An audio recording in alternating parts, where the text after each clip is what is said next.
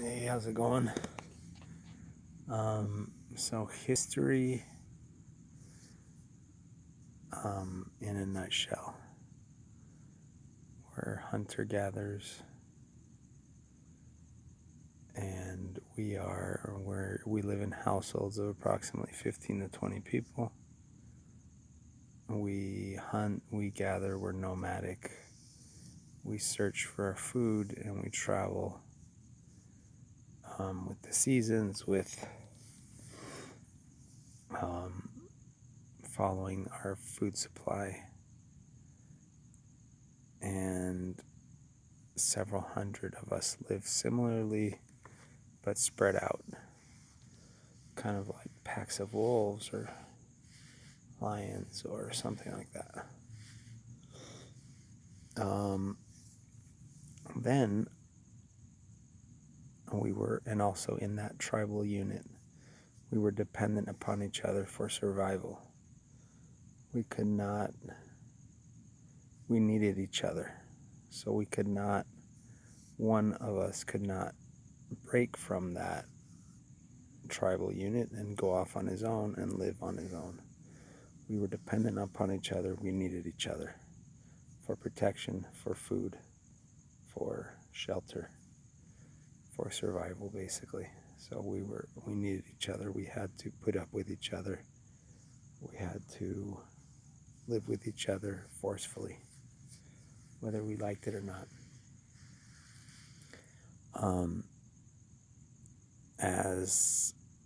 Why did we change? What happened? Technology. We began to invent things, most likely out of necessity. But this necessity, I'll talk about that a little later. But so then, the first great technological revolution is agriculture and herding. And so we slowly transition to agriculture, to herding. We become sedentary. We're no longer nomadic.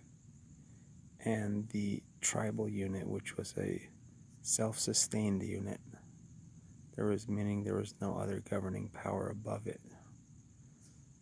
It was just self-sustaining, independent. Now becomes smaller on a micro level, so the household becomes smaller from 15 to maybe 10, 8 to 12, whatever you want to call it, but it became smaller, and the macro unit becomes larger. We live in small towns. Townships are created, and we are less dependent on our household, but we become more dependent on our town and on our township. So we transfer the dependence from the household to the macro unit. And so we become freer, in a sense, on a household level, but less freer on a macro level. So we become dependent for survival, for food, for protection, for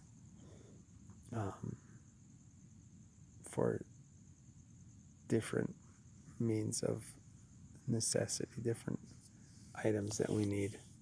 Specialization, division of labor occurs, and we become more dependent upon the macro unit now, but less dependent upon the household. So hundreds of years pass, and then the Industrial Revolution comes. Household units become smaller. Wage labor begins, or at least becomes more prominent in cities, factories, and the household becomes yet smaller. No longer is it extended families living together, but just smaller families. And the macro units and the macro power structures become larger. and our dependence once again shifts. We become smaller on a household level, but we become more dependent upon the macro and the larger macro units for shelter, for our basic necessities, resources, food, water.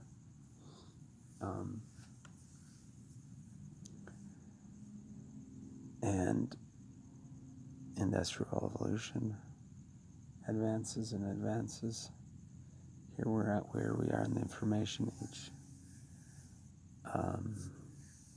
And households have become smaller and smaller. Not only do households become smaller and smaller through time as technology advances, but in space in general. If we look at Mexico and the United States, you see that households are larger in number in Mexico than in the United States. And households are larger in African communities on average than in Chile. And that's due to a technological advancement. So as the necessity of becoming together dissipates, the necessity of becoming together dissipates. So as when the tribe no longer needed to be together because now they had agriculture and they could separate into smaller units. They did. As soon as the extended family got the freedom to choose to be separated, they did. As couples receive the freedom to live on their own and more isolated, they do. So we live in smaller and smaller households with less kids, with less people living. And this all is our attempt at freedom. All of this movement, households becoming smaller and smaller with technological advances. The size of the households, becomes smaller and smaller. And the macro political units becoming larger and larger and more controlling of the population. So that's what's happened. We've gone in opposite directions on a micro unit and on a macro unit. Our plight to become free for thousands of years has not ended in freedom, and we still seek freedom. And so why can't we become free? Just as a child. So the history of the human species as a whole, the history of how that evolves is very similar to the history of how one human being evolves. One human being evolves. A child is very dependent upon its parents. They don't have the freedom to choose and do what they want, yet they can't leave the household. Even if they want to, they can't leave because they don't have the consciousness and the means to leave, both psychologically, physically. As they grow older, they become separated from their parents, both psychologically, emotionally, and physically. They actually become more separated. They gain their own spirit of independence. They become different people from who their parents raised them to be. And this is an innate desire in all of us to choose who we want to be and not who we were raised to be. We want to choose. We want choice. Everyone wants choice. We are children of free will. Everyone needs to choose. It's an innate necessity. We need to choose. And we need to choose because we want to be free. And so, as children grow, they become more and more, less and less dependent, and thereby more and more isolated from their parents, and they grow into their separate lives. The same as humanity, as dependence lessened on a micro social level, as the dependence lessened and lessened and lessened, we become more and more separated on a household level. And here we are. So we are kind of like, I see it as in our late teens, early 20s as a society. But what happens then in the life of one human being? What happens? We start learning, and we start getting, since we're independent now, we no longer have this support network. We start to need, and we start to become humbled by life. Life humbles us. We start to appreciate once again who our parents were. We start to say, you know what, maybe my parents weren't that bad. Maybe they didn't do such a bad job like I thought. And we slowly start to return to them. And we have our own kids, and we appreciate them even more. And then we start to come back, and we start to want to desire to experience unity, experience that love, that family love, that unity. We're no longer so obsessed in that teenage angst for freedom and for choosing for ourselves. We'd much rather be together with family than off on our own, doing our own thing. And so it's the cycle of life. We come from the whole. We become isolated into the individual, and we go back to the whole. It's the whole. It's the universal and the particular. Universal being love, the particular being free will.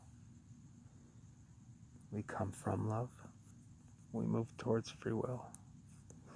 And once free will is isolated and empty and void of meaning, it must return to love. It must return to the universal. So we start in the subconscious, the universal.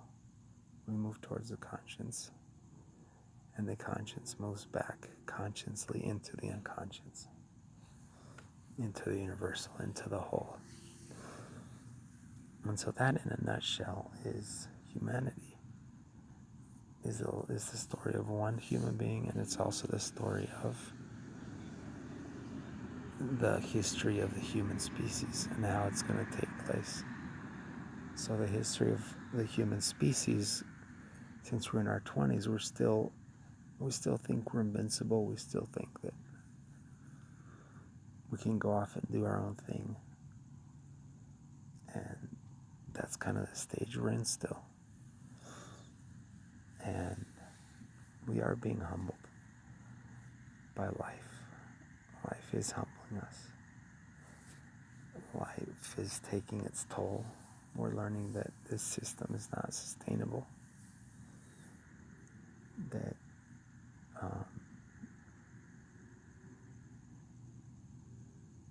and so we will come back. We will come back to the whole, to the unconscious whole. And how do we do that? So, since we have the two forces, love and free will, how do we come back? How do we become fulfilled? How do we finally reach what we've always been seeking? How do we become free? We've been trying to become free for thousands of years, and we can't get there. And we're just going and going faster and faster and faster, obsessed with speed and with technological advancement. And we can't find it. We can't become fulfilled. And so, what's the answer? And the answer has always been the same. And that is the choice to love, combining the two forces, the particular and the universal, both simultaneously. And so when you choose to love, you become free. And how do you do that? By choosing to love. But also, it's the surrender and the faith. Both also two sides of the same coin. Surrendering to the Creator, to love, surrendering to love, to the Spirit of love, and having faith that